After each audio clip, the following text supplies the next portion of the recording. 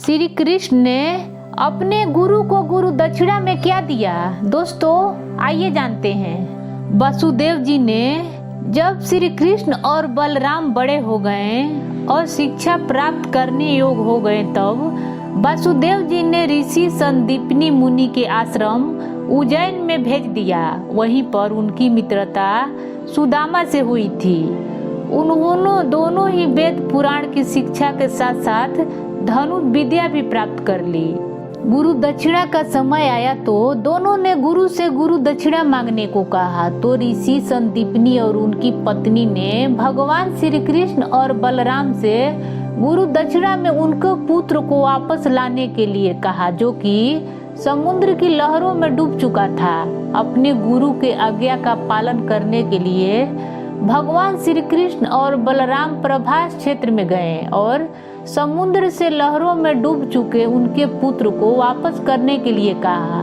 तब समुद्र ने कहा, प्रभु पुनर्दत्त मेरे पास नहीं है। इस पर भगवान श्री कृष्ण कहते हैं कि तो फिर कहाँ है? तब समुद्र देव कहते हैं, भगवान मेरे गहराई में पंचजन्य नाम कर एक राक्षस रहता है। यह उसी महादैत्य का काम हो सकता है, क्योंकि वह प्राय तट पर स्नान करने वालों को खींचकर समुद्र में ले जाता है और उन्हें खा जाता है। पुनर्दत्त को भी वही खाया होगा। तब भगवान श्री कृष्ण पूछते हैं कि वह महादैत्य इस समय कहाँ है?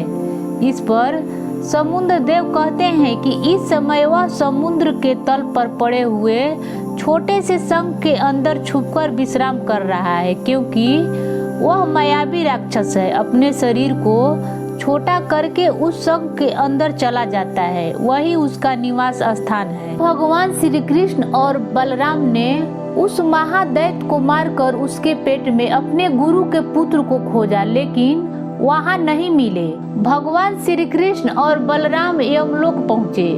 यमलोक में जाकर उन्होंने शंख बजाया। तब यमराज ने भगवान श्री कृष्ण के चरणों में गिर गए और कहे कि प्रभु मैं आपकी क्या सेवा कर सकता हूँ? तब भगवान श्री कृष्ण ने कहा कि मेरे गुरु के पुत्र को उसे पूर्व जन्म के पापों के कारण यहाँ लाया गया है। अब तुम मुझे सौंप दो। यह सुनकर यमराज ने भगवान श्री कृष्ण को ऋषि संदीपनी के पुत्र को सौंप दिया। अब श्री कृष्ण और बलराम अपने गुरु के पास पहुँचे और गुरु दक्षिणा के रूप में उनके पुत्र पुनर्दत्त को उनको सौंप दिया और पूछे कि आपको गुरु दक्षिणा में और क्या चाहिए? तो गुरु ने उन्हें आशीर्वाद दिया और कहा, तुम दोनों ने शिष्य का कर्तव्य को अच्छे तरह से निभाए हो। सारी सृष्टि में तुम्हारा यश होगा। और दोस्तों ये थी भगवान श्री कृष्ण से जुड़ा हुआ रोचक कथा। कैसा लगा कमेंट में बताएं और पसंद आए तो लाइक करें। मेरे चैनल को सब्सक्राइब करना न भूलें। धन्यवाद।